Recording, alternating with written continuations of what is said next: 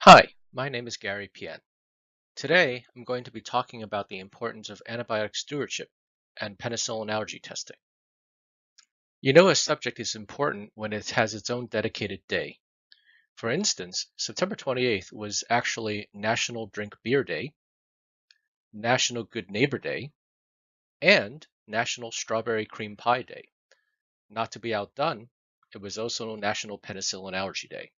And that's the real topic of today's talk. Antibiotic stewardship is certainly a most serious topic. It's estimated that 50% of all antibiotics prescribed in the US are unnecessary or inappropriate.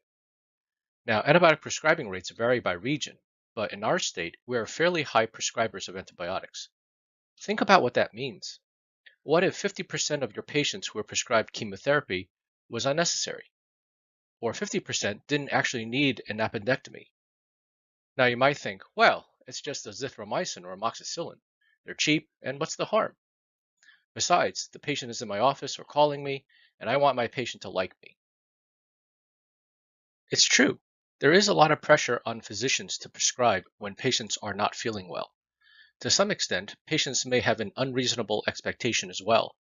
A recent study of telemedicine showed that 80% of patients rated the encounter 5 out of 5, but only 72% of them gave it 5 stars if they were prescribed nothing, compared to 90% if they were given a prescription for antibiotics.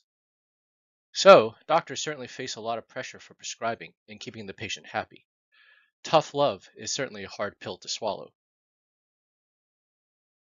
But this is what we can do to help providers and patients make an informed decision. These are scary statistics.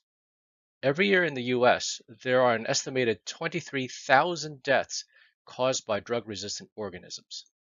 There's even a higher number of illnesses caused by resistant infections, about 2 million. This amounts to about $42 billion in healthcare costs that could have been avoided. Even more alarming is that we are in a biologic arms race against pathogens, and the number of new antibiotics being developed is far slower than the development of antibiotic resistance. The bugs are winning. Here's another example of the importance of antibiotic stewardship. If you look at the top 10 antibiotics used in hospitalized patients, you'll see that patients with a reported penicillin allergy, the cases, most often received vancomycin, ciprofloxacin, and clindamycin. Compare that to the controls, which were patients who did not have a penicillin allergy. They received cefazolin, ceftriaxone, and vancomycin was a distant third. Ciprofloxacin was in fifth place, and clindamycin wasn't even on the map.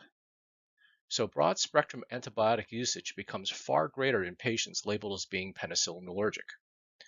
As you can imagine, allergic patients had a 69% higher risk of getting MRSA and a 26% higher risk of getting C. diff colitis. So, what can we do? Aside from being more judicious in handing out antibiotic prescriptions, the good news is that the majority of patients who report a penicillin allergy aren't actually allergic. It's estimated that about 10% of the population identify themselves as having an allergy, but that the incidence of a true allergy is only about 1%. We did a database search of SMG patients, and of our 20,000 Medicare attributed patients age 65 and above, there were about 2,000 who had penicillin listed as an allergy in Athena.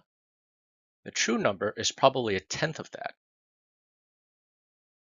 So on behalf of the Antibiotic Stewardship Committee at SMG, which includes pharmacist Dr. Balsamini, infectious disease Dr. Hart, allergy myself, and others, we encourage everyone here to talk to their patients if they have a penicillin allergy listed.